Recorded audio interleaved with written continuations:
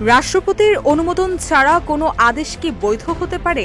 জুলাই জাতীয় সনদ ঘিরে যখন এমন প্রশ্ন ঘুরছে রাজনৈতিক অঙ্গনে, ঠিক তখনই গণ অধিকার পরিষদের সাধারণ সম্পাদক রাশেদ খান সতর্ক করে বলেন, সংবিধান অনুযায়ী রাষ্ট্রপতির মাধ্যমে জুলাই জাতীয় সনদ বাস্তবায়ন আদেশ না হলে আইনগতভাবে ত্রুটিপূর্ণ হবে।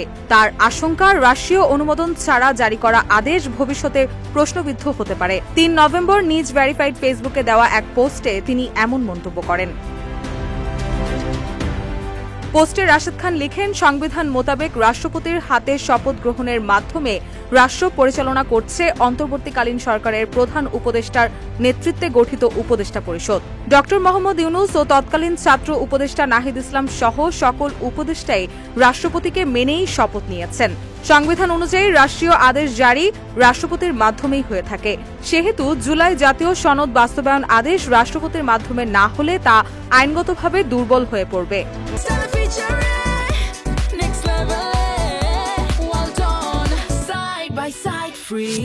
তিনি আরো লিখেন, আবেগতাড়িত হয়ে কোনো কিছু করলে তা ভবিষ্যতে অবৈধ বিবেচিত হতে পারে। গত ৮ আগস্ট রাষ্ট্রপতির হাতে শপথ নেওয়াতেই জটিলতা তৈরি হয়েছে।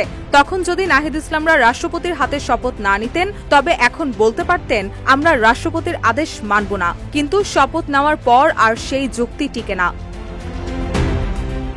রাশেদ খান মনে করেন, এই ভুলের কোনো খেসারত হয় না। খেসারতের জন্য প্রয়োজন নতুন গণ অভ্যুত্থান কিংবা বিপ্লব। তিনি সবশেষে আইনি প্রক্রিয়া অনুসরণ ও সাংবিধানিক কাঠামোর প্রতি শ্রদ্ধা বজায় রাখার আহ্বান জানান, যাতে ভবিষ্যতে কোনো বিতর্ক বা জটিলতা সৃষ্টি না হয়। রুশা সুর, নিউজ ডেস্ক, ইত্তেফাক।